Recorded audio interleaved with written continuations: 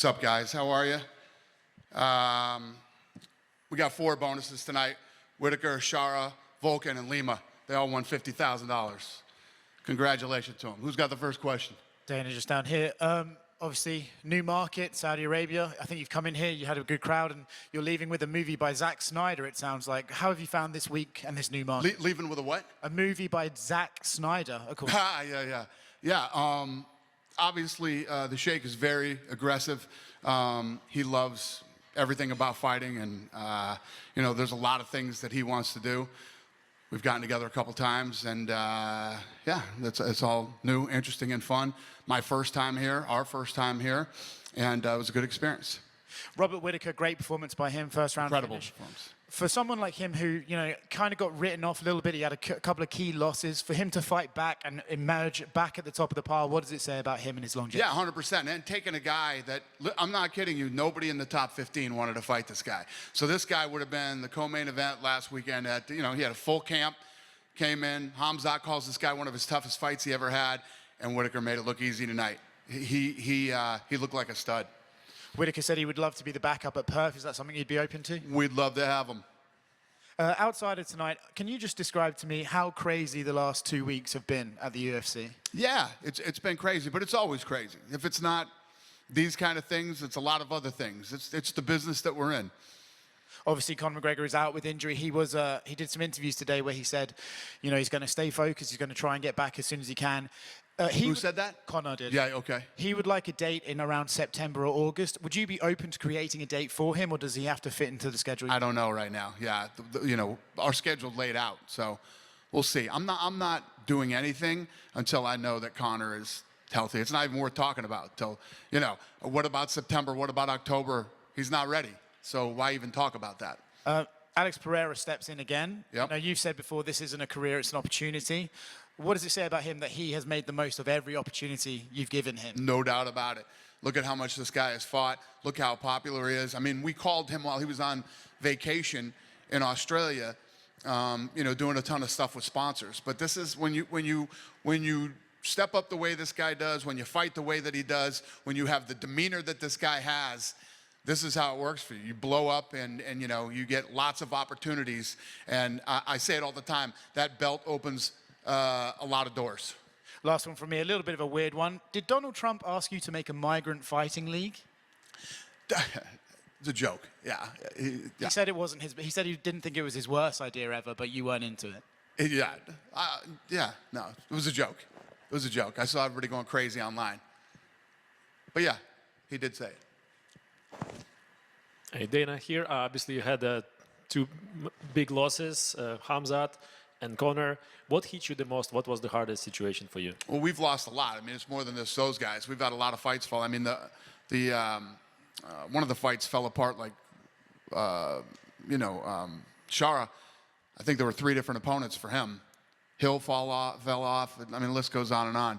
It's funny because we'll go on these spurts where you get no injuries, and then you get these injury bugs, man, and it just keeps rolling. What was your question? Sucks. Yeah. No, it sucks. It's not fun, but it's part of the business and something we got to deal with. So you mentioned Shara today. Were you impressed with his performance tonight? Because the first time when he fought, you said you don't know how he's from Dagestan but has no wrestling. How did you like his performance tonight? Yeah, no, he looked good tonight.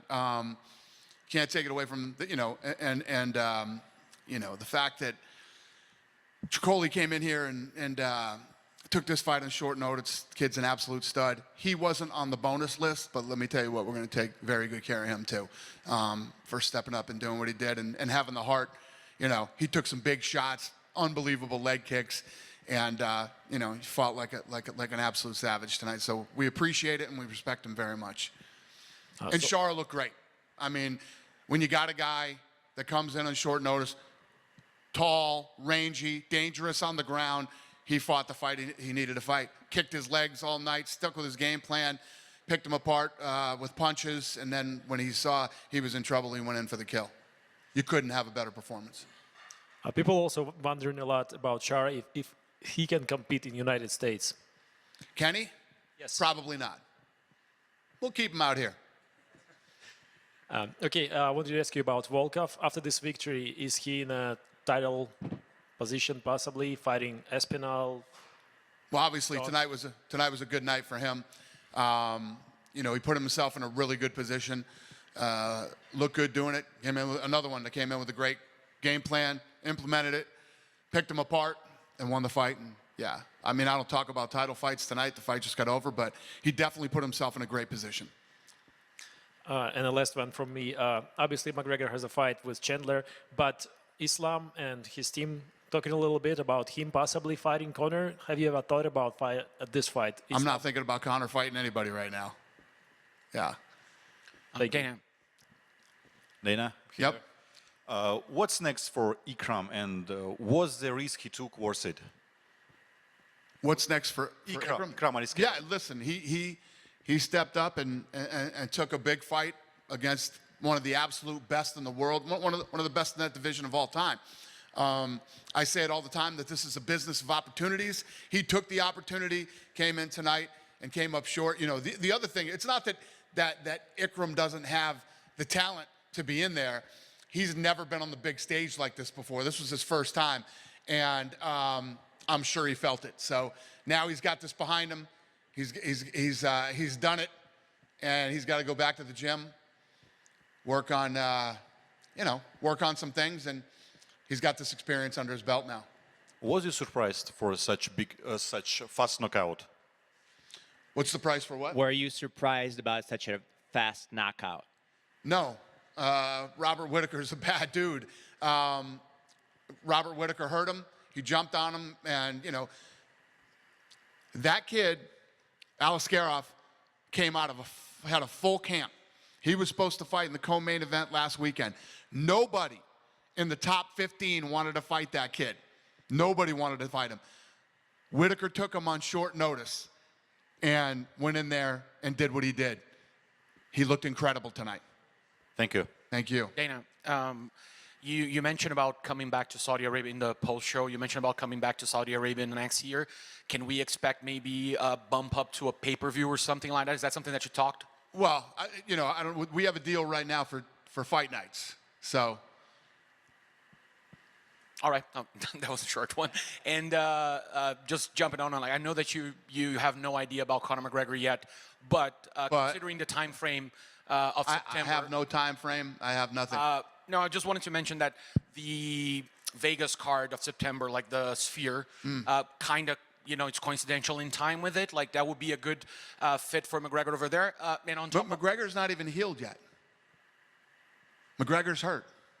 All right, and final question about that, like jumping on the Sphere question is, that seems like to be one of the biggest cards ever that you guys put together, and yet, I mean, there's not too much information. I understand that you might be saving some stuff. Is there anything that you can let us know about this card? It's not. You're right. It's one of the biggest sporting events of all time, not just in this sport, and we're going to be the first live transmission ever from the Sphere.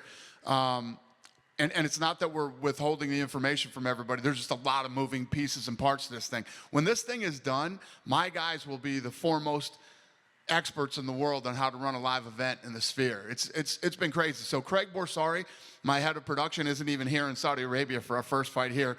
That's how up to his eyebrows he is in the Sphere right now. So we will be announcing soon. Maybe International Fight Week next week. I'll give you guys some more information. That would be my next question. Like, when can we expect something? Thank you. Appreciate it.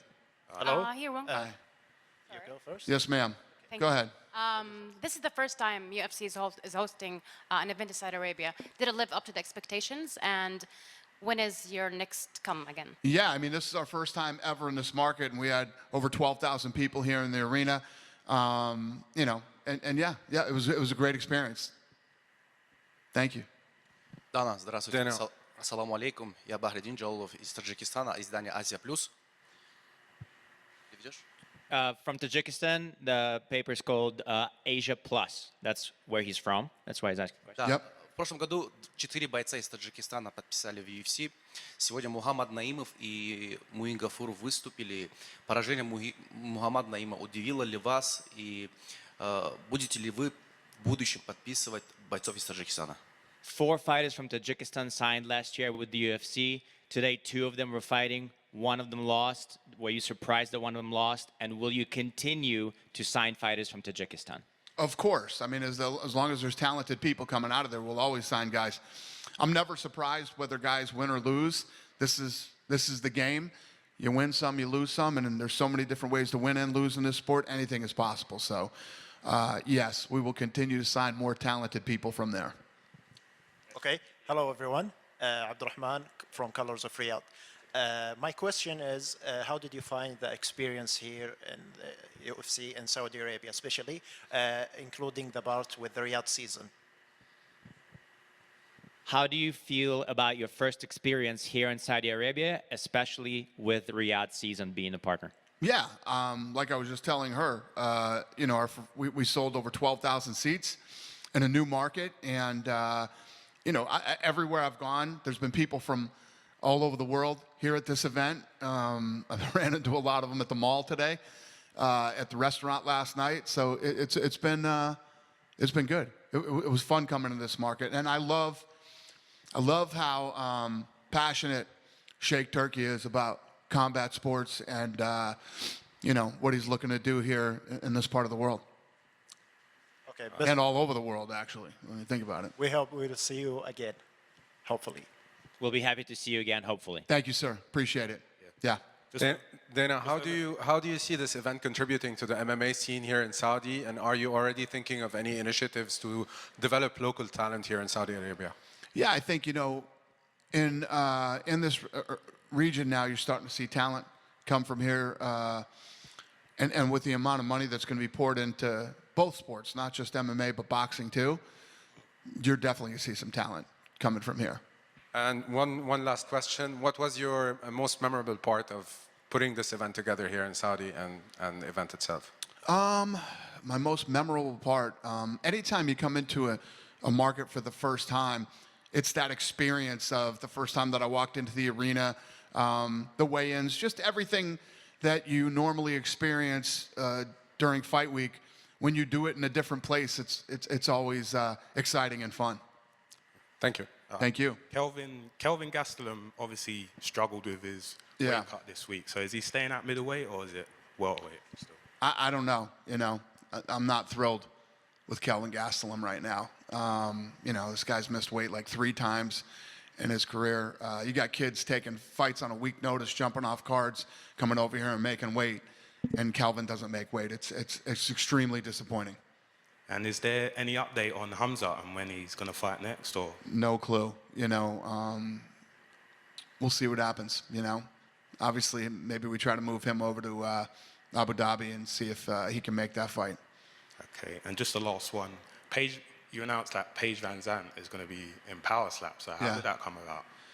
You know, I said this would happen. I said that you're going to start to see people crossing over into Power Slap, and yeah, Paige is the first that, you know, that everybody knows and has such a big following.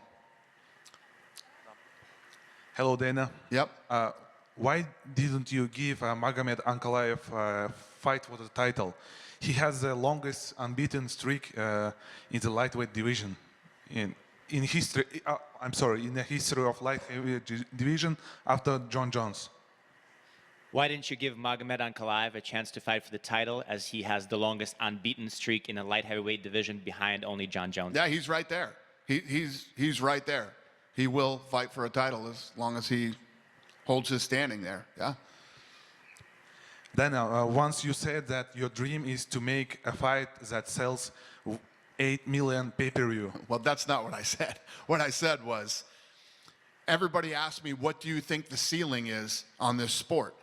And my response to that is, now that everything is starting to stream, Lorenzo and I used to dream of a day where a fight would be on the same channel everywhere, all over the world. And what is the ceiling? 8 billion people. There's 8 billion people in the world. So who knows? Who knows what one could possibly do someday as streaming continues to get bigger and the sport continues to grow all around the world. And we come into new markets like we did here and open up other new markets throughout the years. I'm just curious, what fight in the world, in the UFC, in boxing, between bloggers, businessmen, or even politicians could potentially make 8 million pay-per-views. Zuckerberg versus Musk. Dana, Yeah. my question is, does it possible that next step for Ikram Aliskerov will be a rematch with Khamzat Chimaev, probably in Abu Dhabi? Probably not. Do you have a main event for UFC Abu Dhabi and any chance that it will be Islam Makhachev versus Arman Sarukian? No idea right now. That fight's in October, so we'll see. Then, and the last one about Power Slap. You just recently signed Vasily Kamotsky, the dumpling. I think this is the person who actually got you into 100%. So when I first started seeing this stuff coming out of Russia and Poland and everywhere, Dumpling was the first guy that I started to watch, and I'm like, this is interesting. He is absolutely the guy that got me into it. So we ended up signing him, and I'm looking forward to seeing him compete. Yeah, if I'm not mistaken, when you saw it first, you said, guys, I want this on Fight Pass right away, but you know, deal didn't come around, and you made the Power Slap yourself, right? Well, sort of, yeah. I reached out to one of the guys in Russia that was running it. I met with him in LA, and you know, started to have conversations, and that was really how it all began. And yes, I was interested in Fight Pass. You know your shit, sir. Thank you, guys. Thank you, Saudi Arabia. Really appreciate you guys. Have a safe trip home.